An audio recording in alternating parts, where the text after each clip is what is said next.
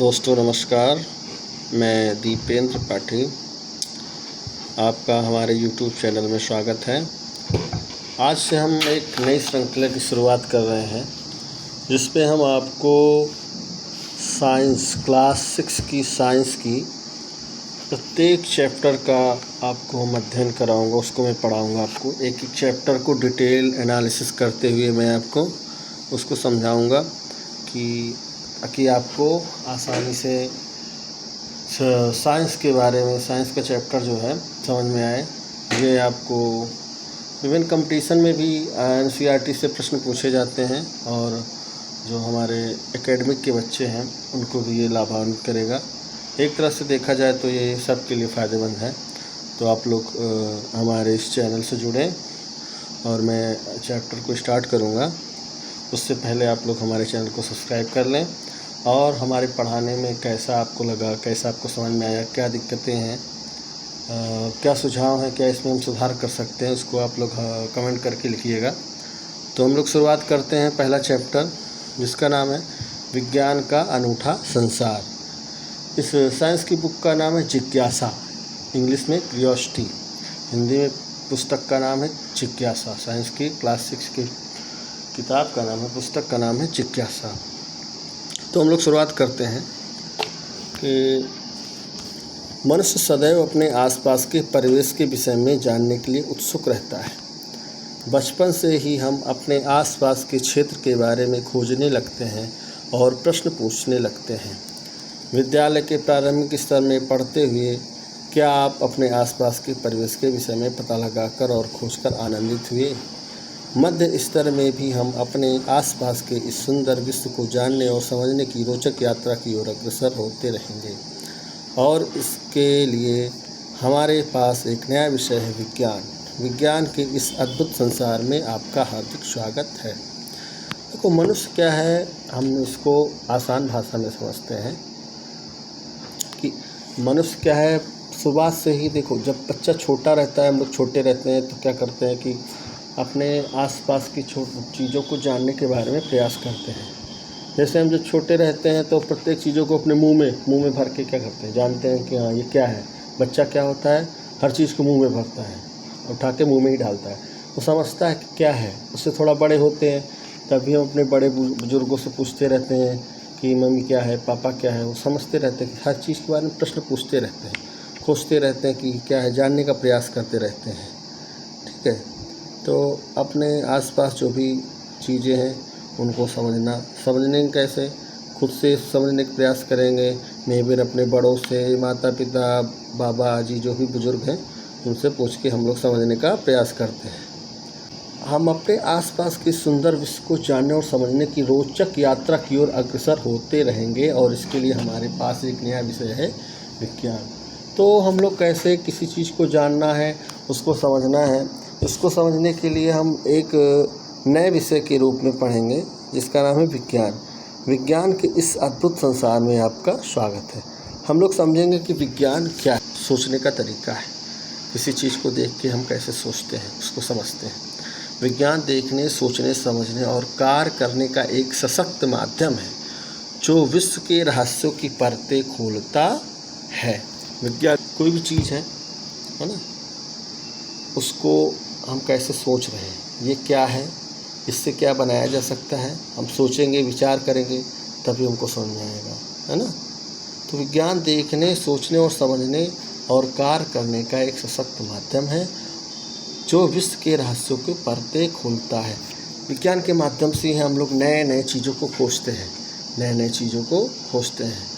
किसी चीज़ को सोचेंगे, समझेंगे, उससे हमारे दिमाग का और विकास होगा। मान लो कोई चीज़, जैसे हमको रिसर्च चलती रहती है, जैसे कोई दवा, कोरोना आया, कोरोना पे दवाओं पे रिसर्च हुई, सोचा गया, विचार किया गया, तो एक नए वैक्सीन की खोज हुई।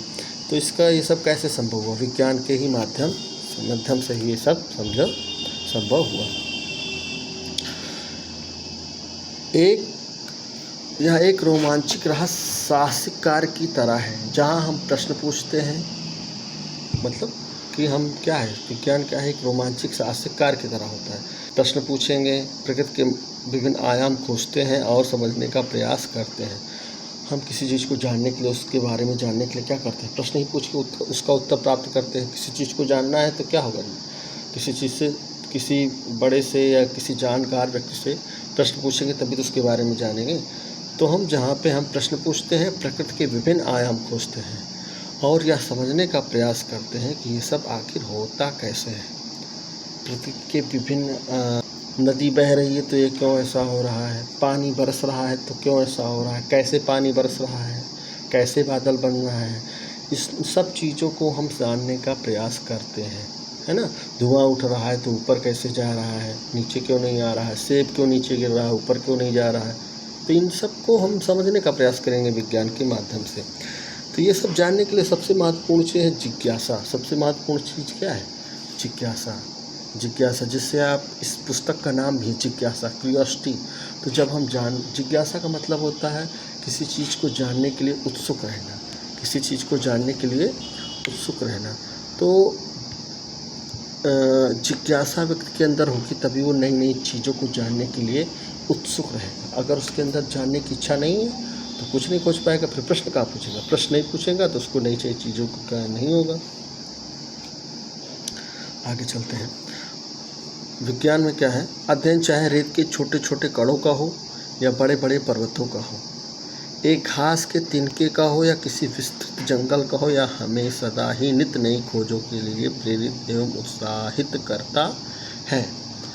तो क्या है, जैसे बालू के चाहे छोटे कण हो या बड़े पर्वत का अध्ययन करना हो, घास के तिनके का हो या पूरे जंगल का अध्ययन करना हो, उसको हम बार बार रिसर्च करेंगे, उसको पढ़ेंगे, उसको जानने का प्रयास करेंगे तो हमें इसमें कुछ नया ही मिलेगा।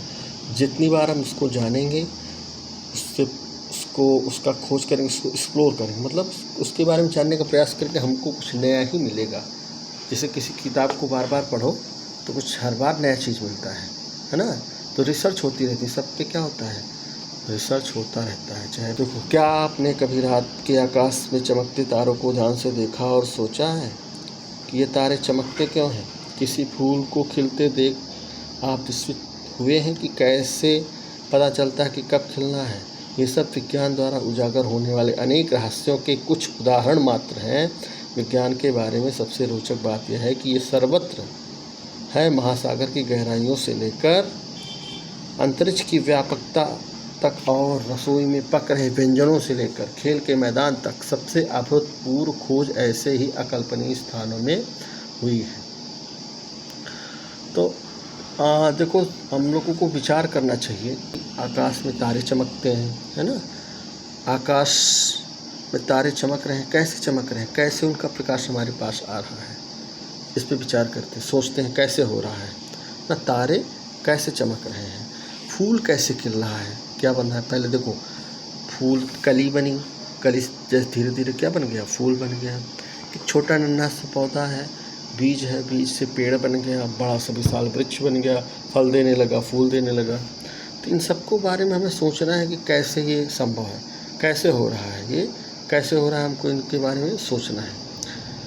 कुछ इन सब के बारे में हम जानेंगे तो ये क्या है, विज्ञान के द्वारा ही है, संभव है कि ये कैसे हो रहा है, इसको जाने कैसे हो रहा है। तो ये कुछ उदाहरण है कि अंतरिक्ष की व्यापकता और रसोई में पक रहे व्यंजनों से लेकर खेल के मैदान तक सबसे अभूतपूर्व खोज ऐसे ही अकल्पनीय स्थानों में हुई है। अंतरिक्ष की व्यापकता, अंतरिक्ष कितना विशाल है ना। उसमें नई नई खोजें हो रही हैं। पहले कितने ग्रह थे, अब कितने ग्रह हैं, ग्रहों का चाल कैसे है, किस दिशा में कैसे रोटेट कर रहे हैं, कैसे घूम रहे हैं। व्यंजनों, रसोई में पक रहे व्यंजनों से लेकर खेल के मैदान तक, रसोई में कैसे क्या बनना है। पहले चूल्हे में खाना बनता था, फिर क्या हुआ, रसोई गैस आ गई, है ना, बिजली से चलने वाले उपकरण आ गए। तो ये सब साइंस का ही कमाल है कि तरह तरह से चीज़ें आसान हो रही। खेल के मैदान में जैसे क्रिकेट है, क्रिकेट में देखो नई नई हाईटेक चीज़ें आ गई। विज्ञान एक व्यापक और अंतहीन जिक्सा पहेली है, पहेली जैसा है। जिक्सा पहेली क्या होता है? ये एक पजल टाइप का है जिसमें क्या होता है, जैसे मान लो चित्रों को तोड़ के अलग अलग दे दिया जाए, फिर उसको जोड़कर नया चित्र बनाओ। आपको भी हम एक जिक्सा पहेली के बारे में भी एक फ़ोटो वीडियो बताएंगे, आप लोग देखिएगा।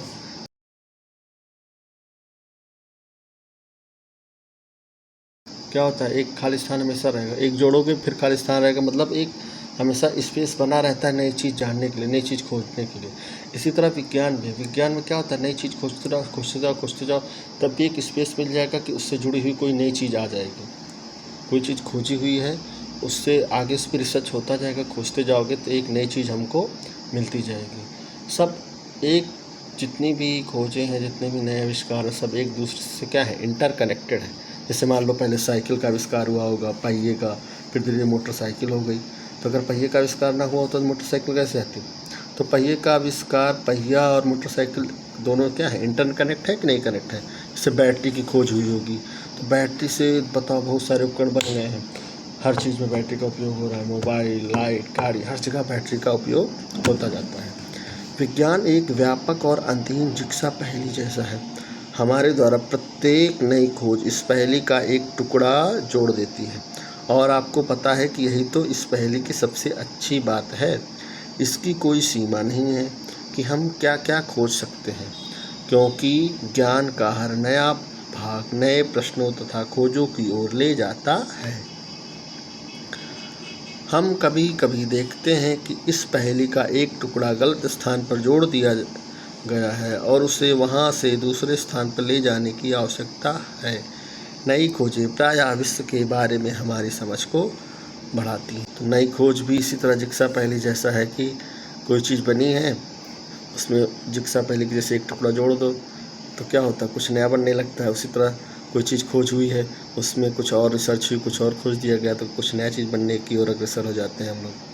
तो क्या एकदम एक दूसरे से इंटरकनेक्टेड है। खोज की कोई सीमा नहीं है, कोई भी चीज़ है उस पर रिसर्च होती जाएगी, उसकी कोई सीमा नहीं है। पहले मोबाइल की देखो, बैटरी चार्ज होने में क्या लगता है, 2 से 3 घंटे लगते हैं, 4 घंटे 5 घंटे लगते थे। अब मोबाइल में क्या है, आधे घंटे फास्ट चार्जिंग वाला सिस्टम आ गया। तो क्या रिसर्च होती चली गई, मतलब कोई भी सीमा नहीं है। आगे देखो और भी ऐसा समय आएगा कि 2 मिनट 3 मिनट में हो सकता है मोबाइल चार्ज हो जाए।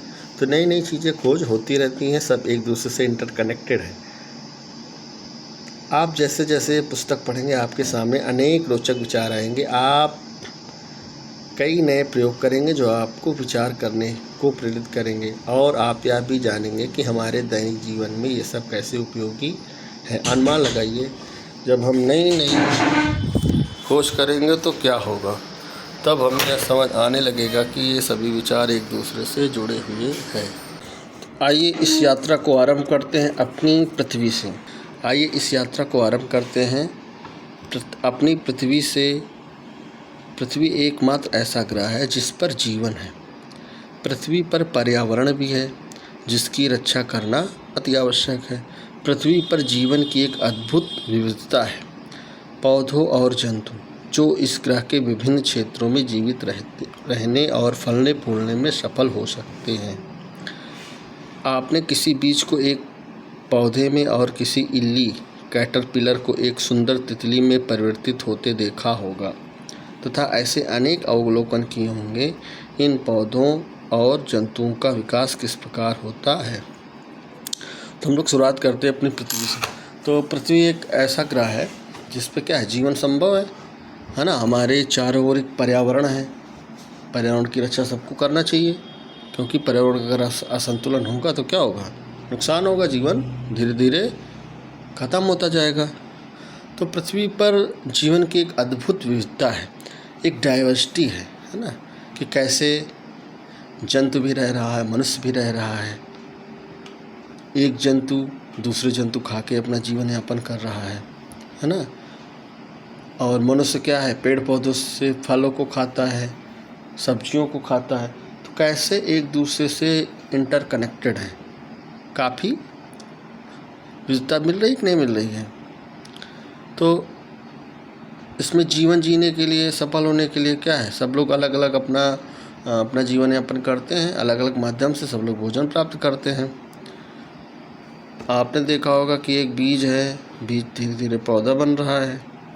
एक इल्ली क्या होती है, तितली बन जाती है ना। बछड़ा, गाय का बछड़ा धीरे धीरे गाय बन जाता है। फोटो आप लोग चित्र को देखिए, ये इल्ली है ना, ये गाय का बछड़ा है।